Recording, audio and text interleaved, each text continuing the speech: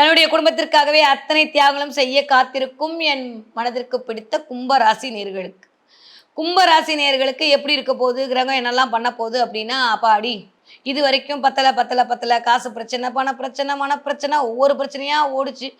5ஆம் இடத்துல உட்காந்து 9ஆம் பார்வையெல்லாம் குரு குடுக்குறாருன்னு சொல்லி எல்லாம் பார்த்தீங்க. ஆனா நீங்க சொல்லவே இல்லை, எனக்கு 7.5 சனி ஓடிட்டு இருக்கு அப்படின்னு இப்ப கண்டுபிடிச்சு கொஞ்சம் டென்ஷனாகி பார்க்கக்கூடிய என் மனதிற்கு பிடித்த கும்பராசினியர்களே, உண்மையை சொன்னா உங்களுக்கா பாதச்சனி இல்லையே 7.5 நடக்குது அப்படின்ற மாதிரி தான் பிளானட் இயங்கிட்டு இருக்கு. கிட்டத்தட்ட சனி போய் சுபத்துவமா அவரோட அக்கௌண்ட்ஸ் ஆயிட்டிங்க முடிச்சிருக்காரு. சனிக்கே அக்கௌண்ட்ஸ் ஆயிட்டிங்க. ஆமா 30 வருஷத்துக்கு ஒரு தடவை தன்னுடைய சுற்றை முடித்து தன்னுடைய அக்கௌண்ட்ஸை கிளென்ஸ் பண்ணி இருக்கக்கூடிய அமைப்பாகத்தான் இந்த தடவை சனி உங்களுக்கு அமர்ந்திருக்கும் போது பெரிய நெகட்டிவான பலாபலங்கள்லாம் எதுவும் வரப்போறதே இல்லை. ஓகேவா?